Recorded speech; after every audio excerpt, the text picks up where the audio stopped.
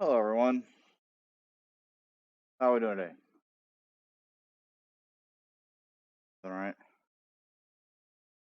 Does anyone know if the weather has decided what it's going to do?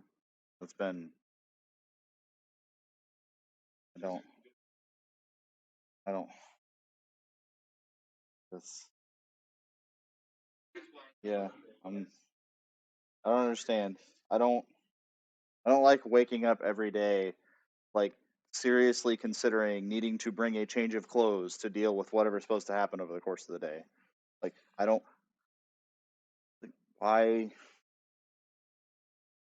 are we going to do this? I don't know. So bad. Anyway, so we have a couple of sections left for our discussion in today's lecture. We introduced at the end of last lecture the idea of divergence and curl. And divergence and curl are differential operators that are designed to work on vector fields. So if we have some vector field F that is given by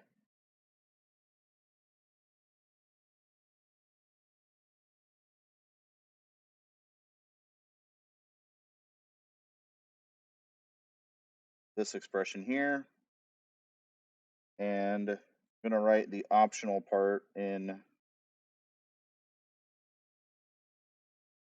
blue. Okay.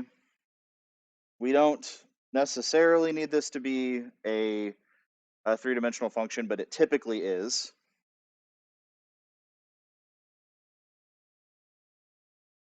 And we had a couple of operations that we defined, the divergence of f, which is written commonly as gradient dot f, okay, where this symbol here is an indicator of the gradient operator, which means to take the first partial with respect to the matching component.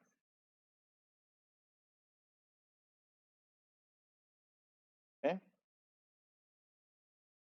Again, for this, the third part's only there if we're talking about a three-dimensional version of the operation. And because we can talk about 2D gradients. Okay. We can also talk about two-dimensional divergences. This expression, if we did the computation, would be equal to the partial of p with respect to x plus the partial of q with respect to y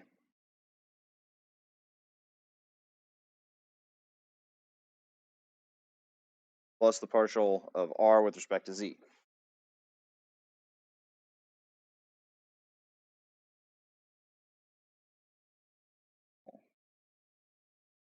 Move things around and be a little bit more economical with space here. All right.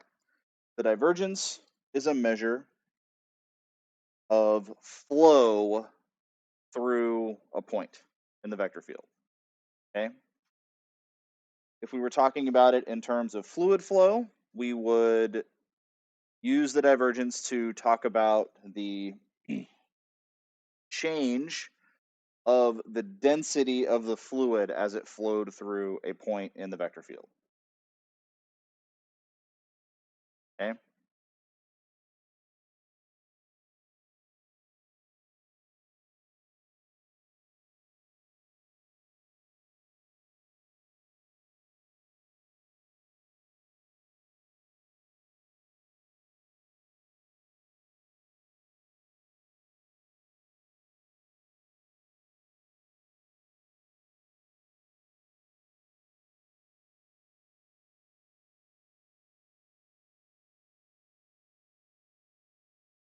All right.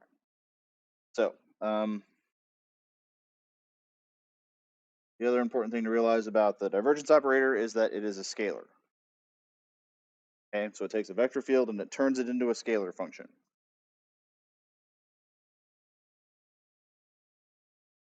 For the next part,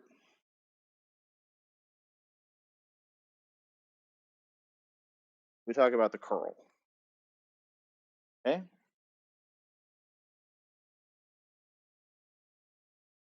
Curl of f is commonly written as the gradient cross f.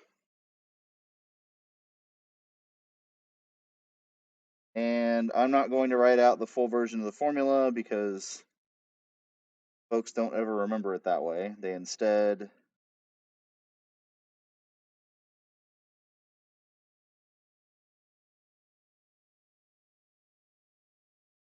compute this.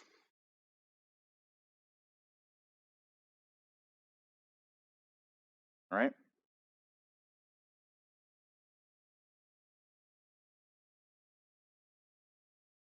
This is a vector quantity. All right? And note that I didn't write anything in blue for this version. Okay? That's because the curl requires that we be in 3D space. All right? We can talk about two-dimensional divergences. We cannot talk about two-dimensional curls. Okay? The best that we can do is we can talk about a two-dimensional analog to the curl, but that involves ignoring some details about things, kind of on purpose. All right? For the purposes of what we're talking about in our textbook, if curls are involved, we're talking about the real curls in 3D space. We don't handle the analog part of it. All right? That's the domain of other courses. All right? So divergence is allowed to be 2D or 3D, curl only 3D.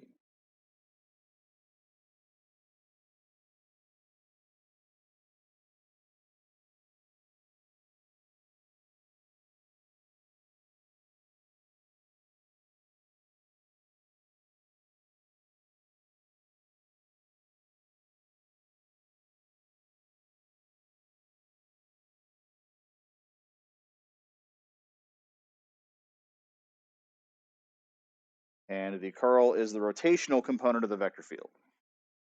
So it is, in some sense, the tendency to spin. Okay?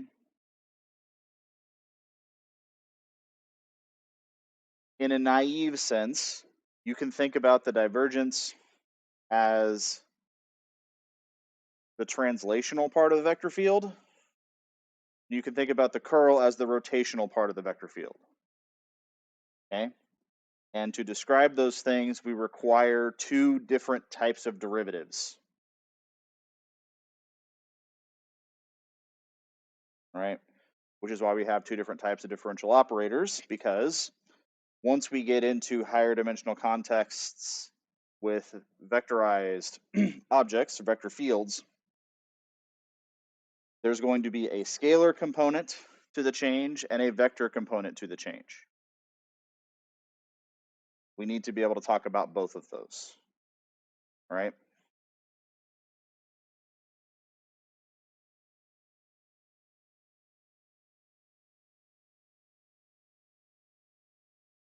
Okay, does the definitions of divergence and curl make sense? All right, these are things that you need to be very familiar with and able to compute readily, all right, because it's going to be connected to everything else we do for the rest of the chapter. Okay, now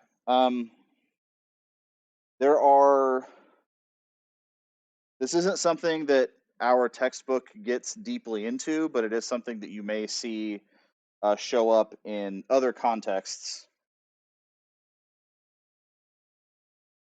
And these are vector calculus identities.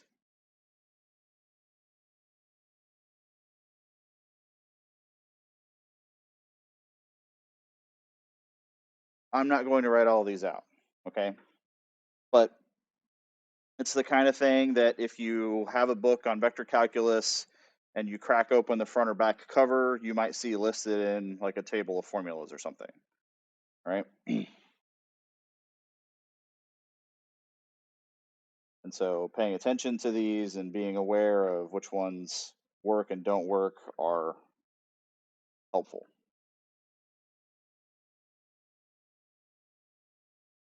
For instance, one of the things that you should know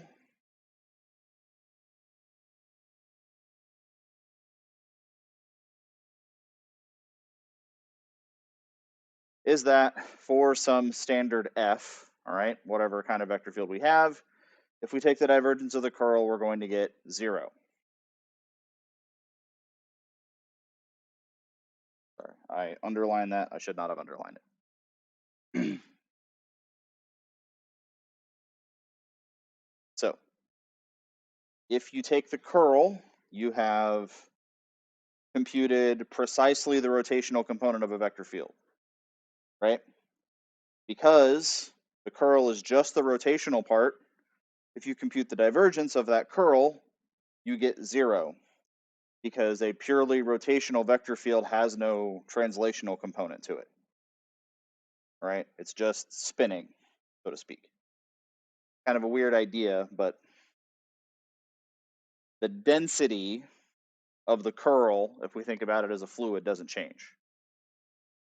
All right, so you end up with an incompressible vector field.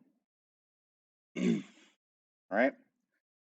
Other thing that you should know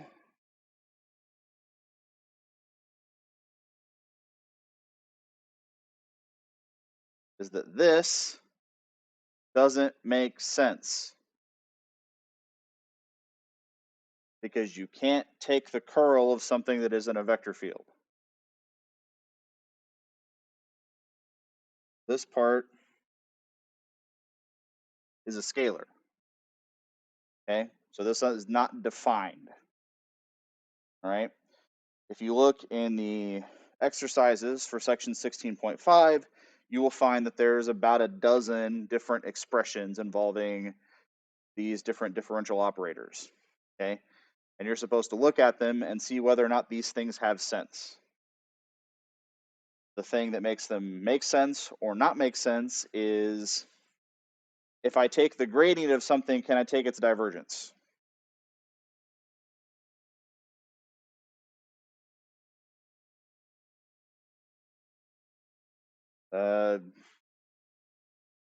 The not making sense is undefined in this instance.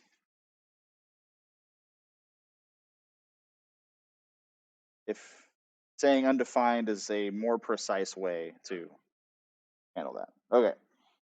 So for instance, we would ask a question maybe like this. Does this make sense? This is fine, right? The gradient of f is a vector field, and we can take the divergence of a vector field. Okay. We're not saying anything about this expression other than it is a sensible thing to do. Okay.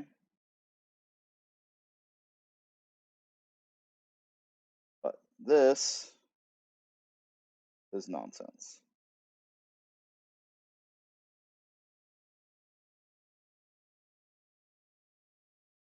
More specifically, it's undefined.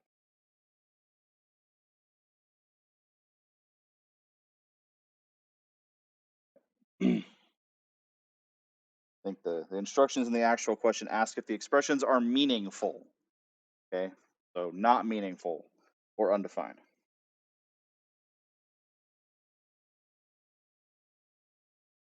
All right. There's some other interesting things that we can do. Various computations that can be done.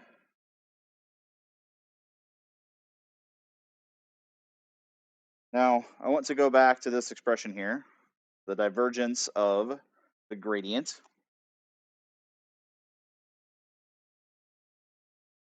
Because this is an expression, it turns out, has a special form.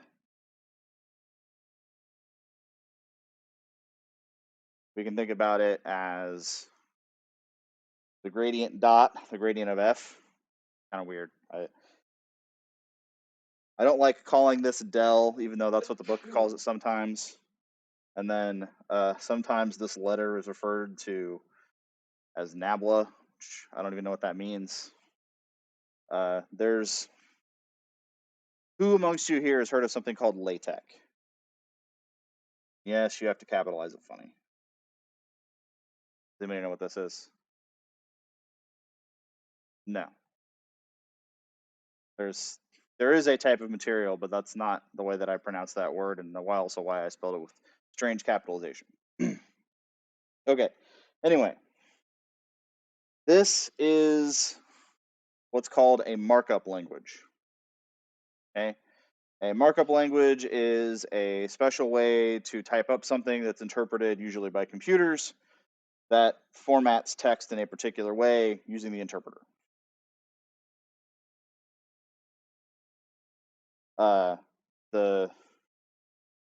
This nonsense is the command that you use to draw this symbol. Technically, it's this, but that's the command that you would use to draw that symbol in the LaTeX environment. I bring up LaTeX because if you end up ever needing to type up something for a math or physics journal, okay, or maybe a research paper or something like that, that would be one of the tools that you would be asked to use. Not the kind of thing that you're likely to encounter before you're like a senior level undergraduate or maybe as a graduate student, but that's the way that we make math look good when we're typing stuff up. The equations and things that show up in the online notes are formatted using that.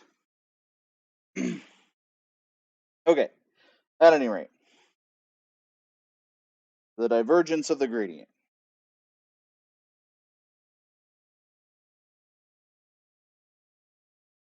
If we computed this expression, we know that the gradient of f is the first partial component-wise of the scalar function f.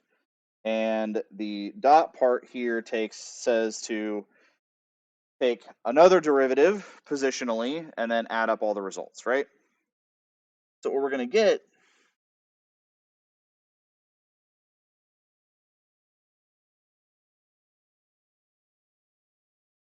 is the sum of the second partials. The like second partials, not the cross terms.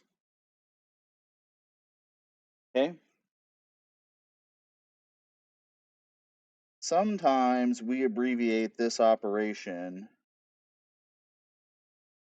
using one of those two different notations. Okay?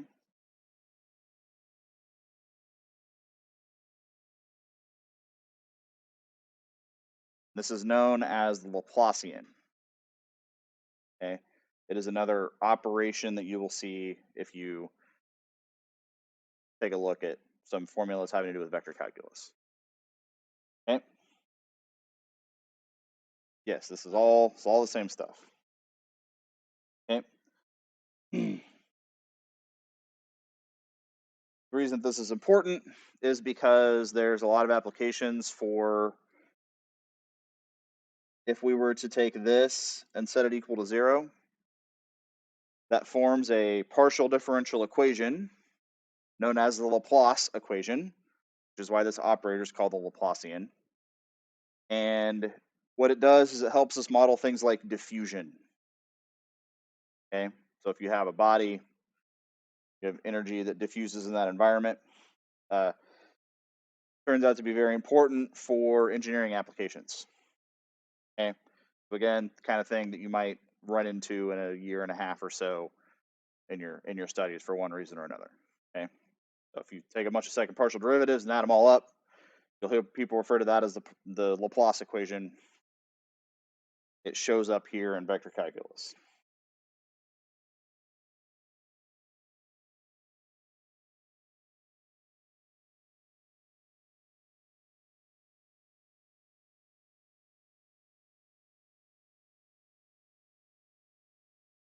Okay. Now, for the last part in section 16.5 here, we see a couple of interesting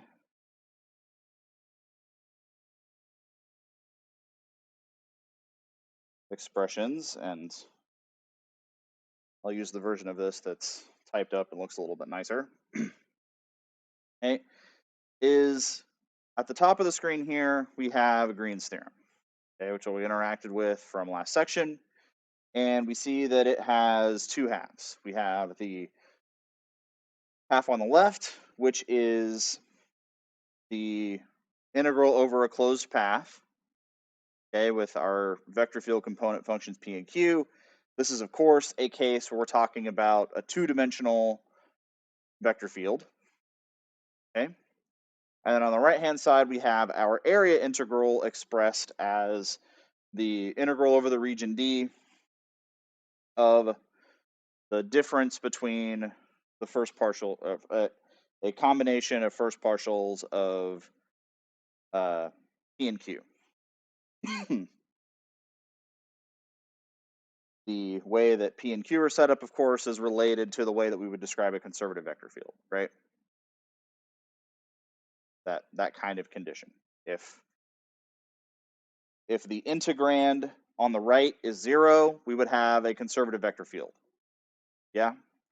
And if you have a conservative vector field and you integrate on the conservative vector field over a closed path, you get 0. Energy is conserved, right?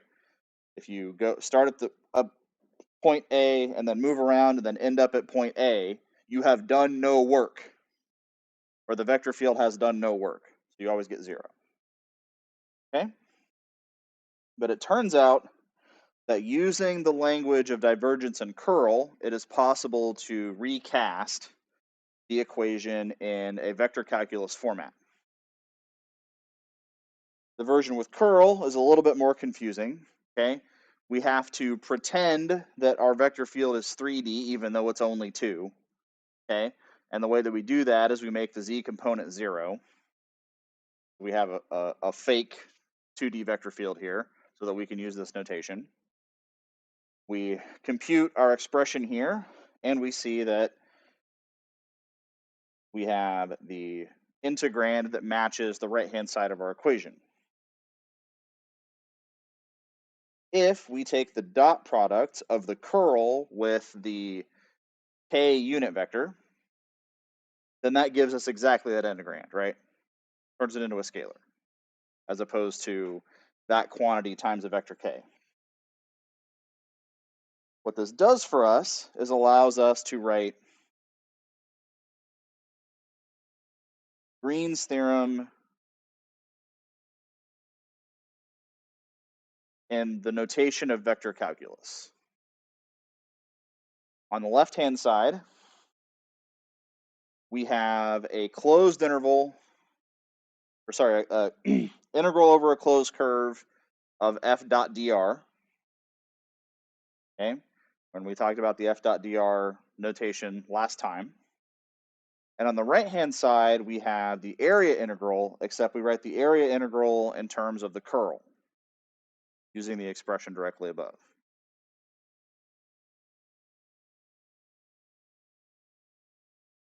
Okay. Now,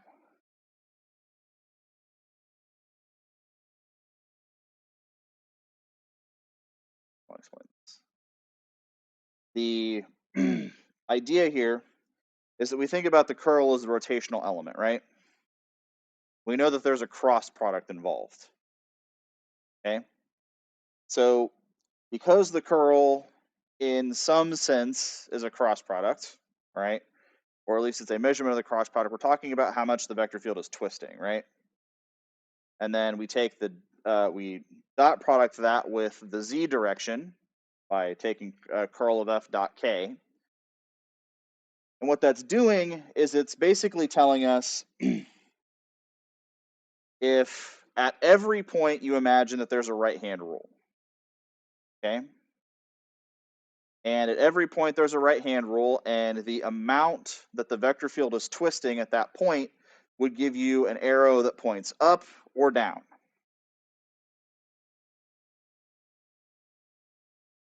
that make sense? So if it's twisting counterclockwise, you would have an arrow that points out of the page. If it's twisting clockwise, you would have an arrow that's pointing into the page. What this integral is measuring is if you go through and take all of those up arrows and down arrows at every point and then add them together, you have the value of this integral. You take you're measuring the magnitudes of all of those outward pointing, and inward pointing arrows. If the vector field is conservative, then all of those arrows will balance each other out, so you will get a net value of 0. Okay? If the vector field is not conservative, then you will get some positive or negative value. Okay?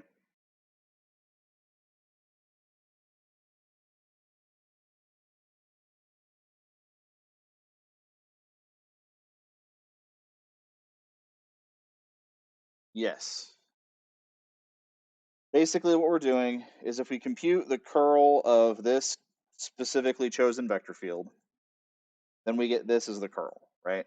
So we know that it's either pointing up or pointing down. Okay, that's what that expression tells us. By taking that dot k, we project onto the z direction.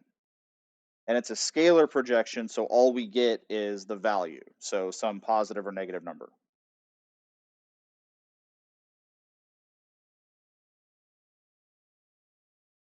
All right, so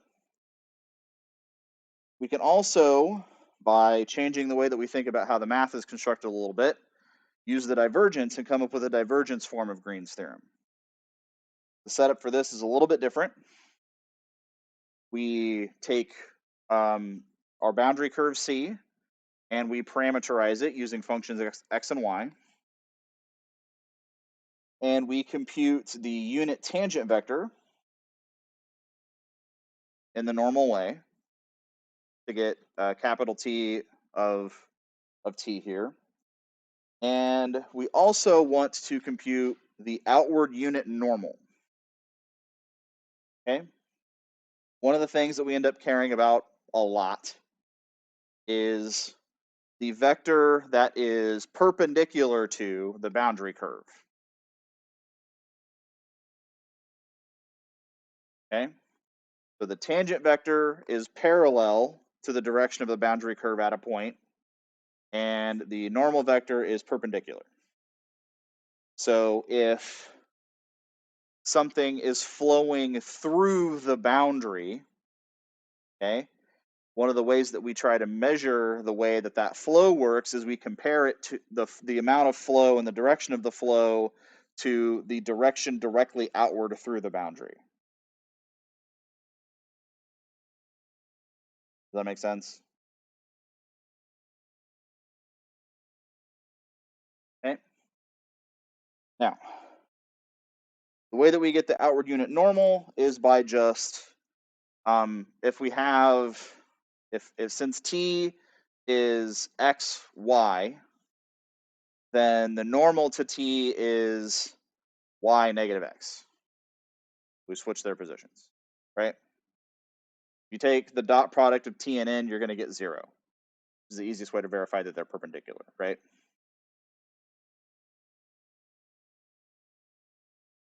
Okay. Now, if we set this up, we can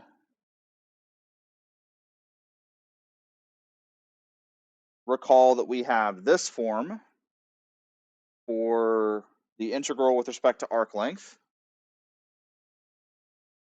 another form that showed up in the last section. And we can write all this out. This is the definition of that form. We write out the meaning of f in terms of differentiating with respect to t.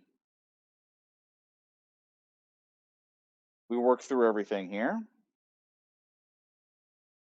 And then eventually show that this form is equal to the right-hand side, the area integral for Green's theorem. But this right here, just the divergence of f.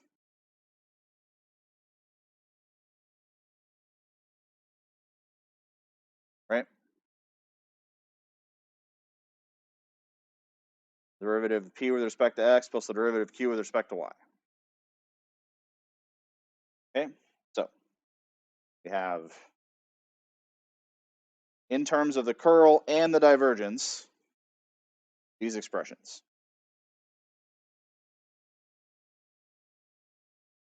So if you need, for some reason, to compute these this way, we can set this up. Now, the reason why it's important to go through these and to understand them is because the later sections in the chapter, which we'll be dealing with next week, are all focused on what happens if we take this idea, Green's theorem, and go up one dimension.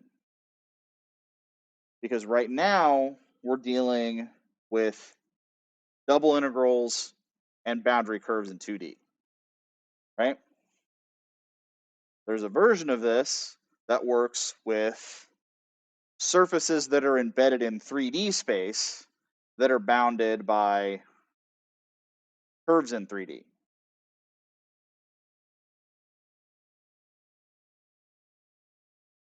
The picture that we're looking at right now would be, we have some surface like this, okay? And this is in 2D, right? But what happens instead if I think about some parabolic surface that looks like this, and I have a vector field that's flowing this way? Make sense? Now, I might be able to say something about what's going on the surface by just looking at what's going on with respect to that boundary curve.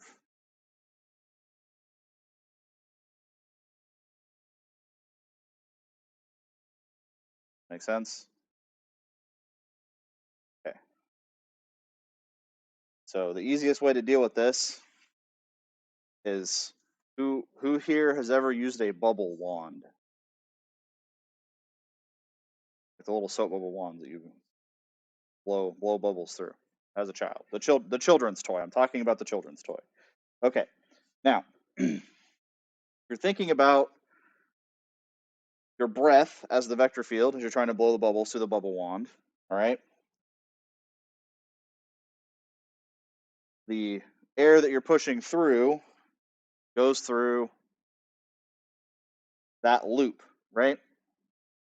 And what you're doing is you're generating pressure by sending a vector field through that breath, and then the surface is formed by the soap film containing that pressure.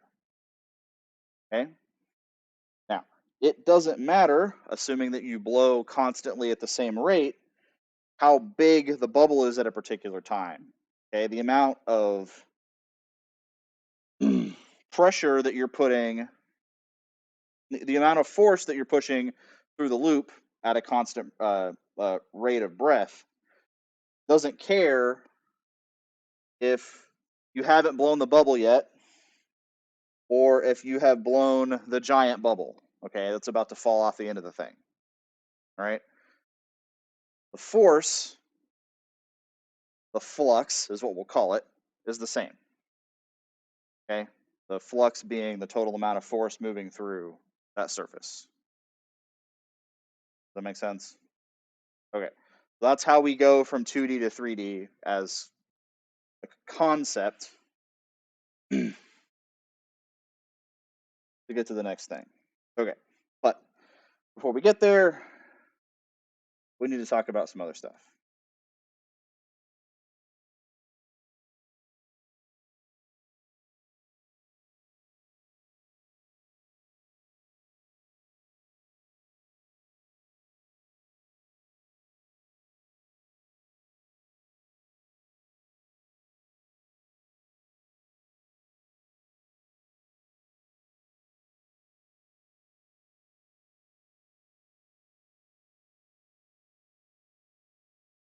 Okay.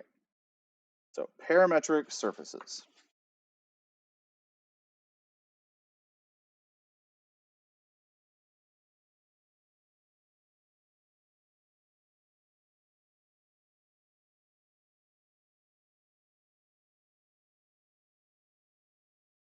Okay, so what we have is here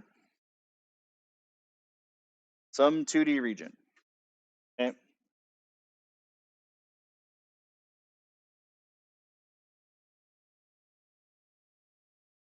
I'm going to use the letters U and V to describe my axes here.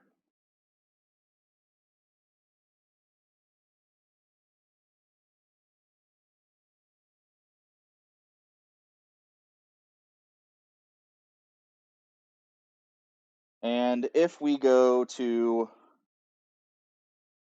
3D space,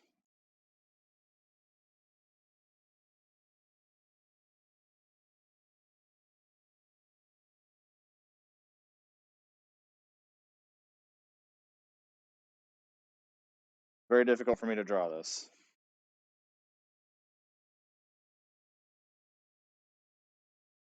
Okay. But what we have is lying over this region the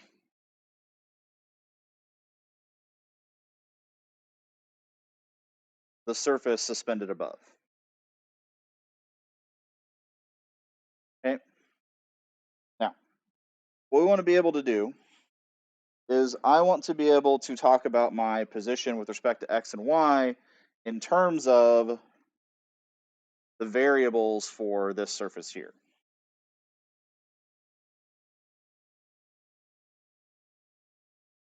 So we're going to end up doing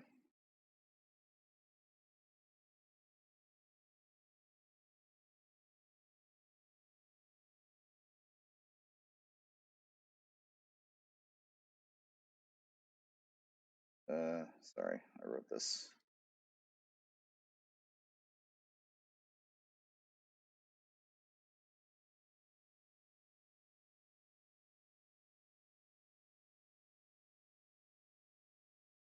Started writing it backwards. I wanted to stop myself.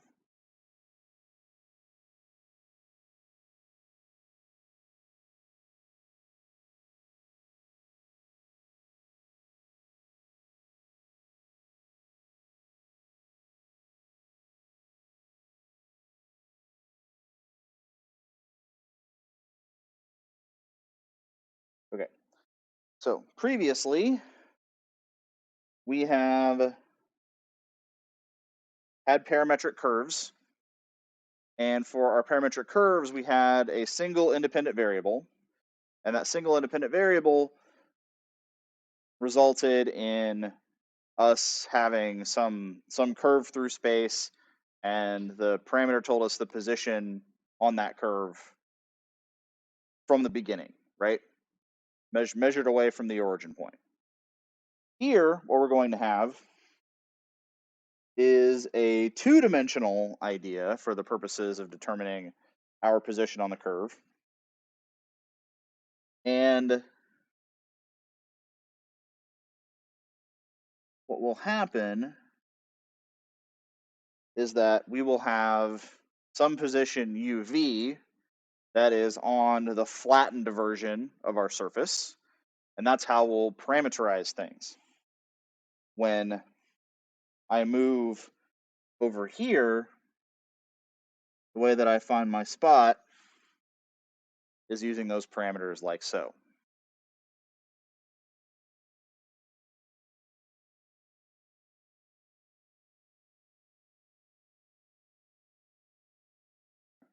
That make sense? We're adding a variable. We have to deal with the consequences of that. Okay.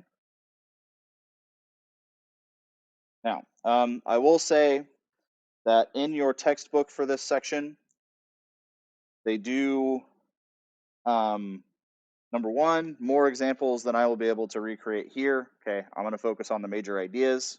All right, it's on you to flip through the textbook and look at some stuff. There's a bunch of stuff that they graph using computer systems, okay, that I can't sketch or make even reasonable facsimiles of. So please read through that. Okay.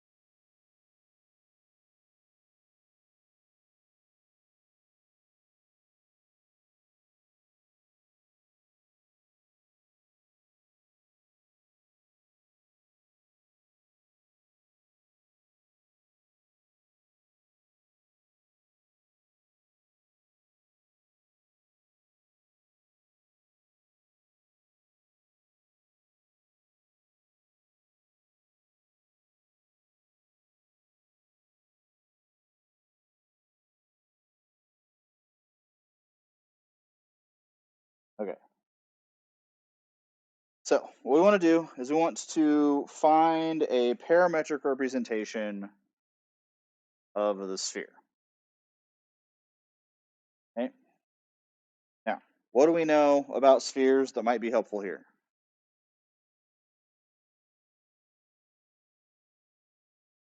That would be the place to start, right? We have a coordinate system that's meant to help us find the position on a sphere, so we can start with spherical coordinates. So we can set x equal to r because the radius for this sphere is fixed.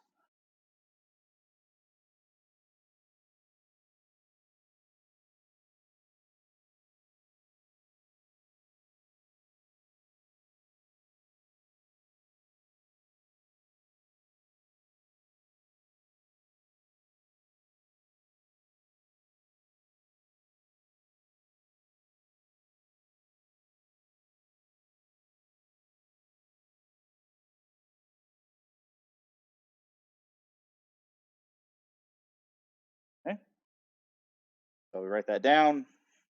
We have our parameter functions, and then if we wanted to write this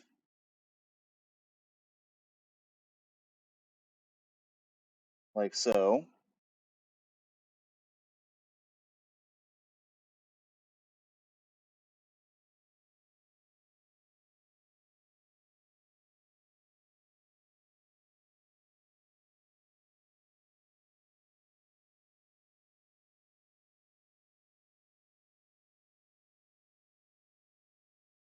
we can.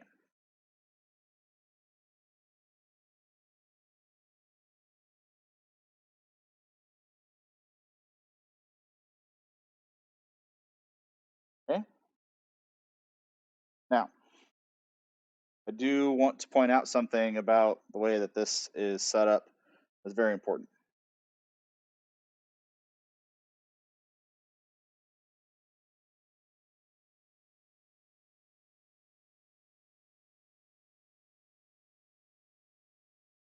We have a sphere, okay, and we have a perfectly valid parameterization of the sphere. The way that the parameterization works is we start at the middle, we go out to the distance of the sphere, and then we have an angle that swings down from the North Pole that allows us to get to any location that we would like, right? And then after we have swung down and fixed the position that we want to be in, the next thing that we can do is have this move in that direction, right? With respect to the azimuth. Perfectly fine. Okay. Where the issue comes in is that the parameterization isn't one-to-one necessarily. Okay. If I change phi or I change theta, I'm not necessarily moving the same distance on the surface itself. Okay. There is curvature involved here, right? And that curvature messes stuff up. Okay. So even though, for the purposes of setting this up, we have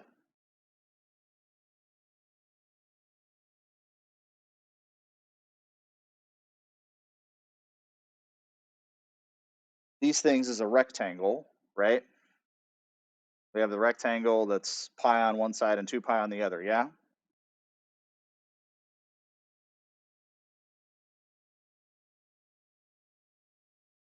For the purposes of plugging in phis and thetas, I'm plugging numbers into a rectangle.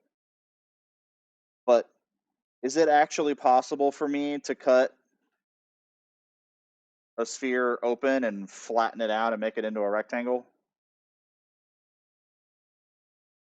If you peel an orange, do you get a rectangle? You don't, right? It's actually impossible to make a perfect rectangle not cutting the peel if you take the peel off an orange, okay? Which is why we have funny looking maps, okay? If you look at a rectangular map, okay, one of the things that you should notice is that the spacing for the longitude and latitude lines are not always equal, right? You don't get a grid all the time, okay? Or if you do have a grid, things have been scaled funny, right? Has anyone ever heard of the Mercator projection? Okay. It's the most common way that we draw our flat maps, is using, or at least historically, the Mercator projection. I think it's easy to spell. It's something close to that. So if you hear about a Mercator map or something, that's the standard way to resolve this problem of if you peel an orange and try to lay it out flat, you end up with something that looks like this. That's the scale preserving way in order to peel an orange and then to lay the map out. So I've seen maps that are drawn this way, but people don't like it because it looks like there's wormholes or like edges of the earth or whatever when you get close to the poles. So like you're trying to travel in the middle of Greenland and you just fall off the face of the planet. So there's disadvantages to these things, okay? But what is important and what's going on behind the scenes with these parameterizations in general is that there is scaling that must be accounted for, okay? When we change a variable, that doesn't correspond to a one-to-one change on the actual surface itself, okay? Much like when we talked about moving along a parametric curve, if we wanted to think about moving along the curve itself in a one-to-one way, we need to reparameterize that curve with respect to arc length, right? There was a change of variables that was required in order to set that up. Okay, here we have the same problem, except it's more pronounced because there's more variables involved. All right, and we have the component, the added issue of the surface can move up and down, right? It can bulge or sink in places, and that also affects how much actual traversal is occurring as we move through space. Okay. And it also has some weird consequences when it comes to how we represent information. One of the interesting things about this map issue and this projection problem, if you look into it, is that the people drawing the maps are the ones that want to try to make themselves look important. So there are different ways that you can choose the scalings on the maps to make certain countries look larger relative to other countries than they necessarily would if you had chosen a different way to scale the projection. And so there are people who have raised some objections based on people that have lots of socioeconomic power want to appear to have more power than other folks who may be closer to the boundaries on the map or whatever. So it's not just a math problem, okay? It's a math problem exacerbated by choices that people make, right? So anyway, there's been a while since I've looked this up, but there's actually like 20 different ways that we can decide to draw the maps that are defensible. And even amongst those, there are some choices where those levels of influence can come into play. All right.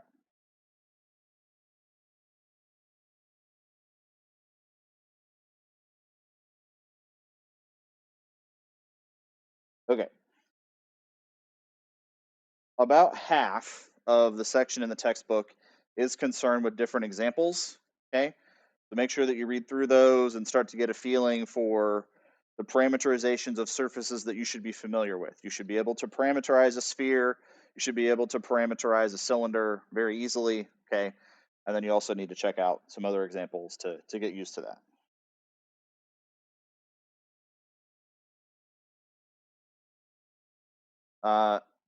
The parameterization involves making sure that you can describe the surface in terms of however many independent variables it takes.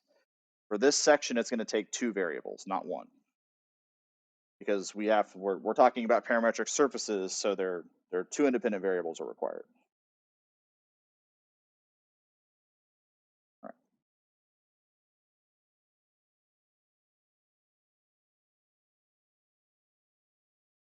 right. Okay. Now, the big idea that we use in order to motivate the computational part of this section has to do with tangent planes. So if I have some surface and I'm interested in what's going on at a point on that surface,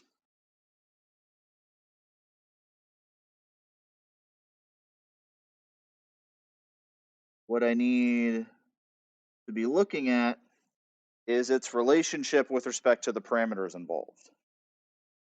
So if I flatten this out, it would maybe look something like this. Okay. I have a point on the surface here. Sorry, a point in the parameterization. Straight edge, so I don't flip again.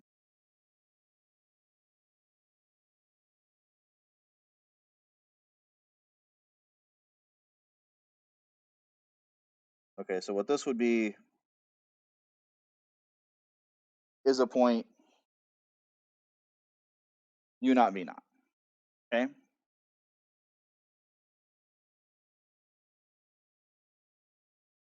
And then I have the corresponding point on the surface.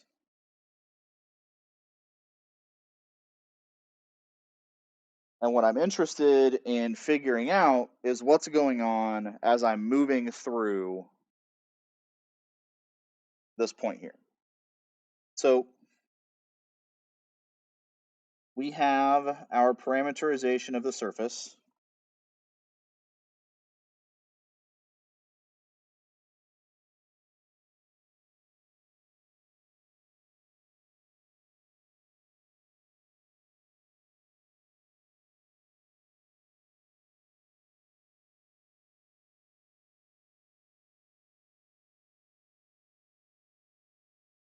And what's going on here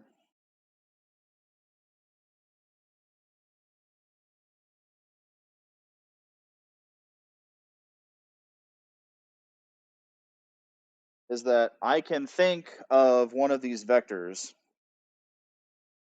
as the direction of what's going on with the surface as I travel along these lines. Okay. So here,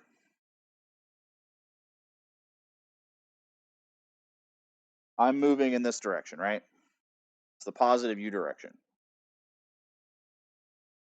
Here, I would be moving in the positive Z direction. If I start at the bottom and go to the top. Okay. And that corresponds to the vectors that I've drawn on the surface. This vector here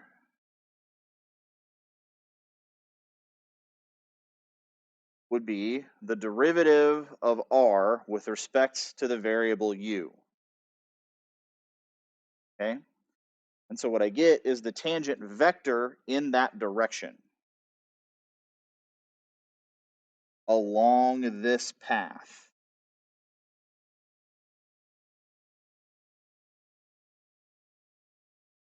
Does that make sense? Okay, so we don't vary V, but we vary U. And if I take the partial with respect to U, then that gives me the tangent vector along that path on the surface. So this reduces it to the problem that we had all the way back in chapter 13 when we're talking about the derivatives with respect to a space curve, right? Same idea. We do the same thing by moving in this other direction here, and that gives us the partial derivative of R with respect to V.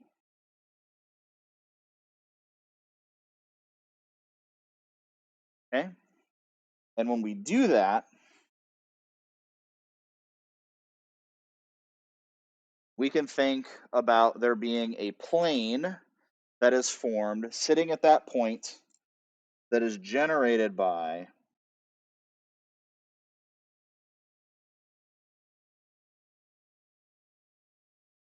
the cross product of those vectors.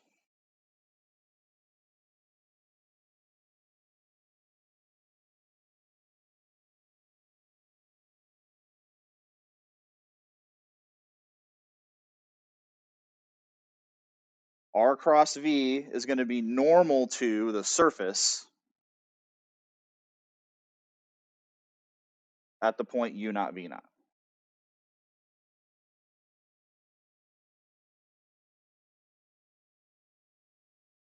Does that make sense?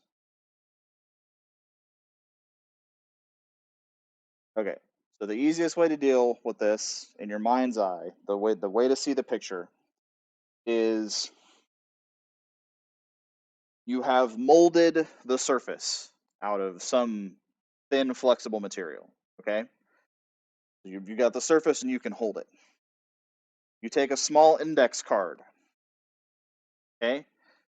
You take the corner of that index card and sit it at the point where you want to compute the tangent plane, all right?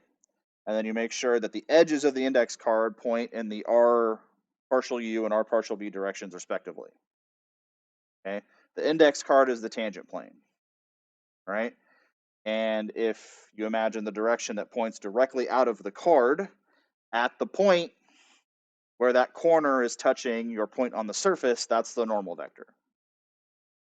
Okay, so if you had a way to say take a pin and pin the index card to the surface right on the corner, the direction that that pin would be pointing in out of the surface is the normal.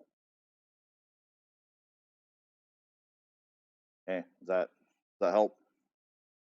All right.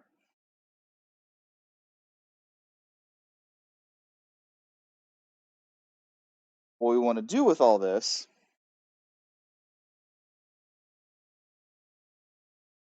of course,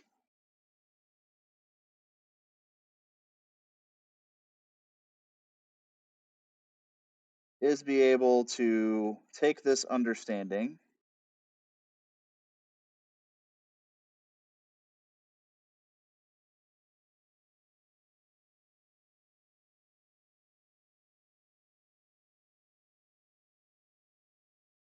and be able to talk about things like what's going on with the tangent plane.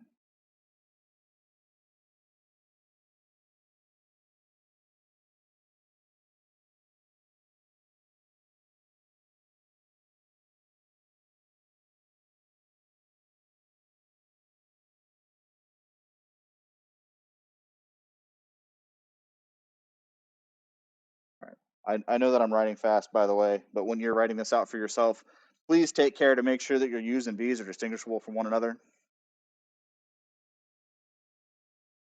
My stylus, sometimes it's hard to make those little loops on the ends of stuff when I'm writing fast. But if you're one of those people whose U's and V's look basically the same because you don't put tails on anything, pick different letters. All right. E and Q, R and S, something. Help me out here. The reason that I write these in cursive is because this is not helpful to you.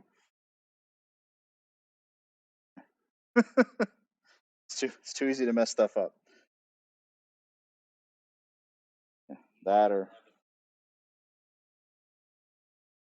or I guess you can write in if your handwriting has serif, then that's okay too, I guess. Probably work it out.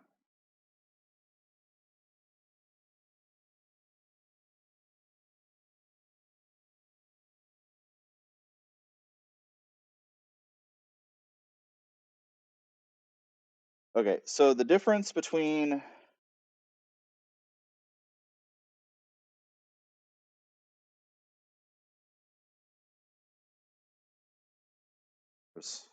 I'm working through the way to answer that question. All right, so the question was, what's the difference between the coordinate system between x, y, z, and u and v? And that question is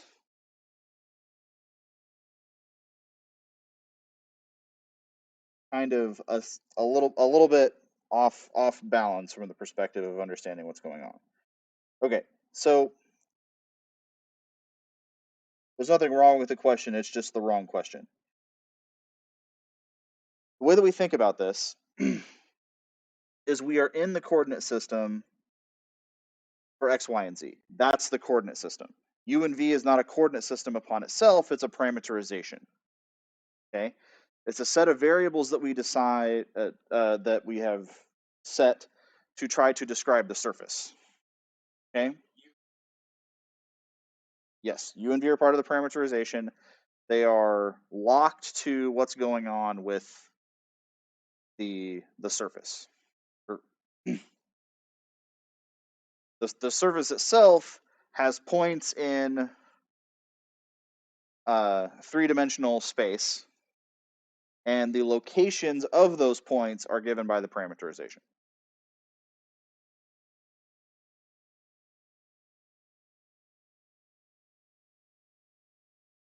Okay, now with r partial u and r partial v, what we want to be able to do is use those to help us figure out what's going on with our surface. Okay, and if we go back to the idea that the picture that we drew in our heads with the index card and the surface, okay, one of the things that we know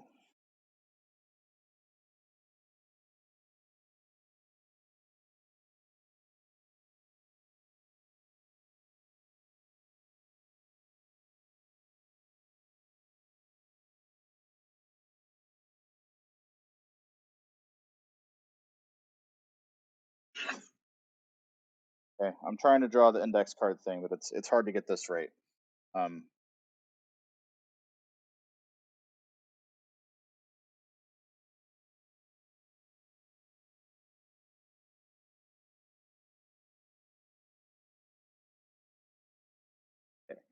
So we have a parallelogram that is sitting at the point on our surface.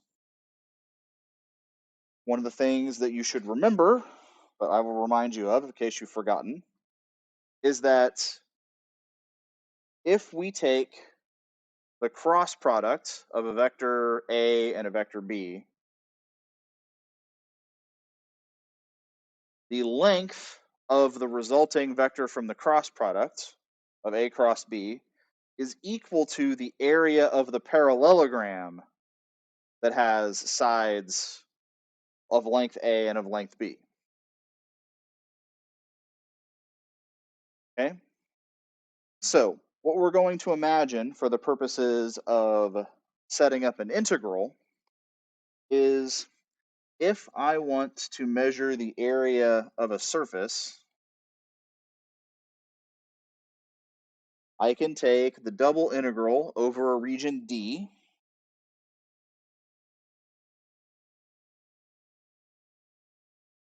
of the magnitude of the cross product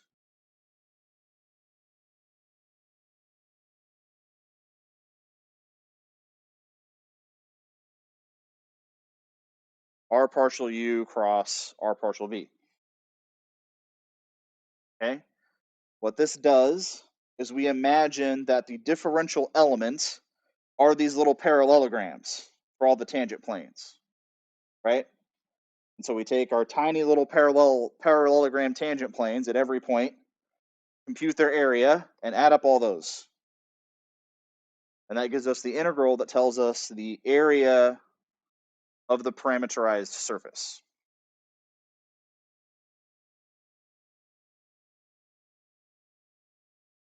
Sense? These formulas are easy to remember if you understand the idea. What you think of is the idea, and then you remember the notation that connotes the idea. Not, I have this formula to remember, and you try to jump straight to the formula. It's not helpful, okay? Especially when you have 6 formulas that all look about the same.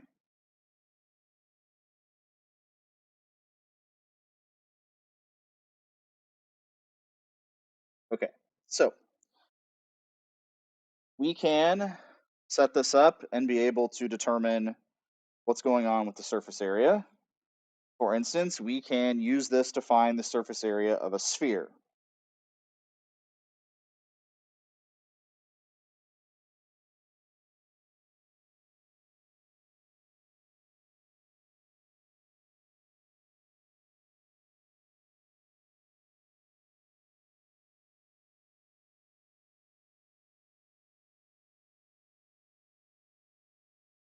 We want to find the surface area of a sphere with radius r.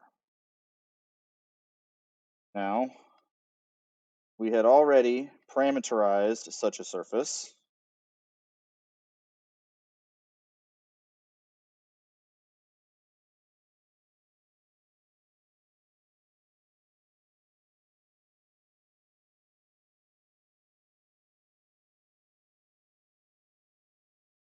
No reason to do that part again.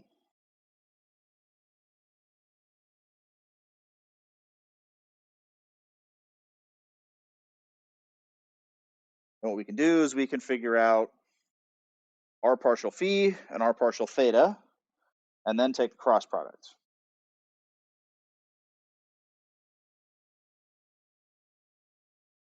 So if we take the derivative with respect to phi, we're going to get capital R as a constant, yes.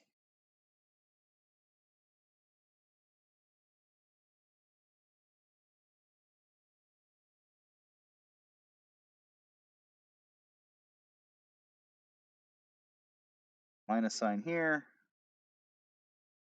Oh, wait, no, sorry, excuse me. That's still plus.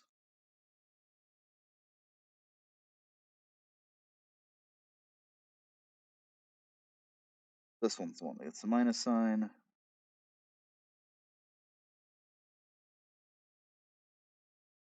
Okay. And then we take the partial with respect to theta. We're going to get negative r sine phi theta minus r cosine phi theta. Or wait, hold on. Okay, sorry. I'm mixing my phis and thetas. Give me a second. Okay. All right.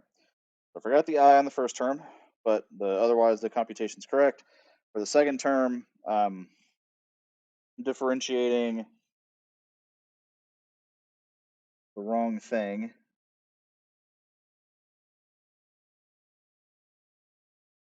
So we'll start over here.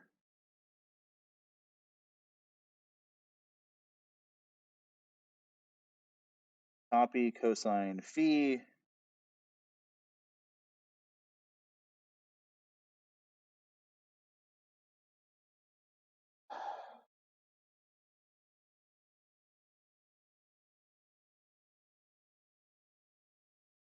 Okay, yeah, you're right. I'm looking at the wrong one.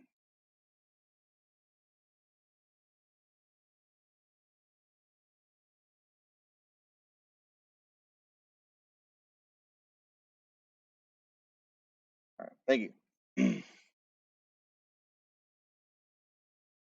Okay, and then it's important to look at the appropriate thing when you're trying to do derivatives. And then this is just 0. Okay.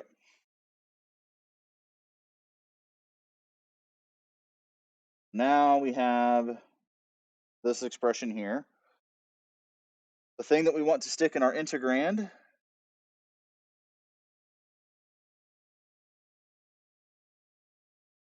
is the absolute value of, I wrote u and v out of habit. This should be p and theta. So r partial phi cross r partial theta. We have I and j and k here. We have r cosine phi cosine theta, r cosine phi sine theta, and then minus r sine phi.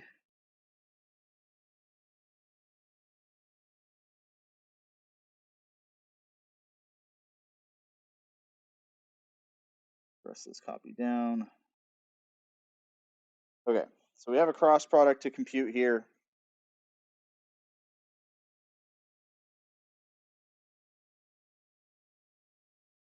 We're a little short on time.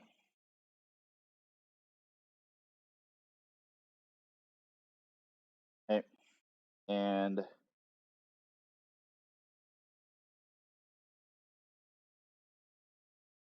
so we grab all the elements here. If I expand on I,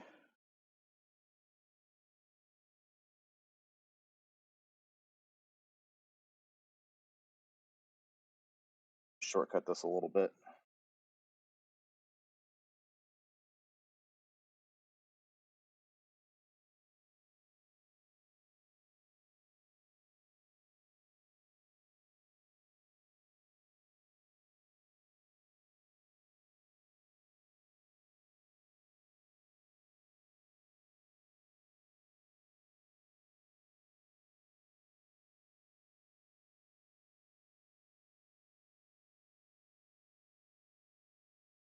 With feet. Okay.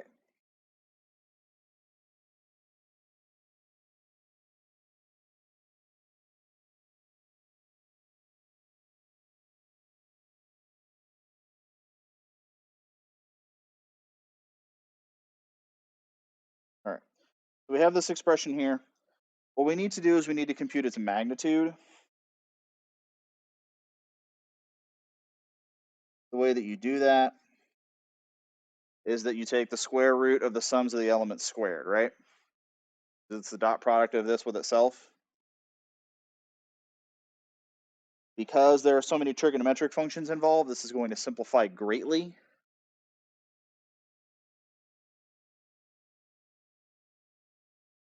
To just r squared sine phi.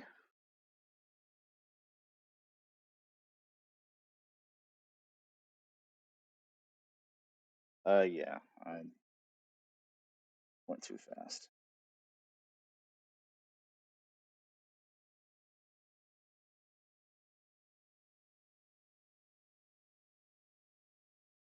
Okay. So, again, square root of the sum of the squares, you end up with r squared sine phi here. And with r squared sine phi, that allows us to set up our area integral, region over D,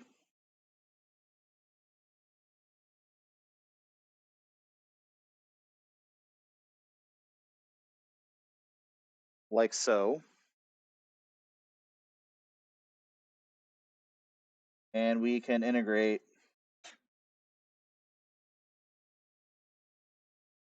using our parameterization.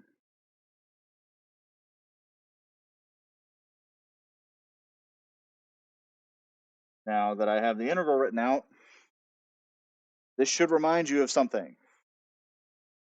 What does it remind you of? Spherical coordinates, right? Except r is fixed. Okay? The integral's separable. We can compute it very easily, but we're out of time here.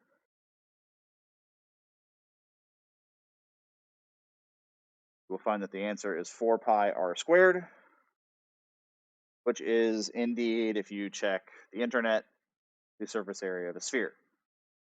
Okay. Now, so we can in general prove that these formulas all work. Okay. There's one last bit that you should check out in your textbook. It's a very last little subsection example thing. And what it is, it's the expression for surface area that is equivalent to the arc length expression. So for arc length, if we differentiate it with respect to arc length, it would always be the square root of x prime squared plus y prime squared underneath the square root, right? We have a similar formula for surface area where we differentiate with respect to each of the parameter variables and square stuff. But it's an exact analog to that expression. All right, enjoy your day, everybody. Take care, and I'll see you next time.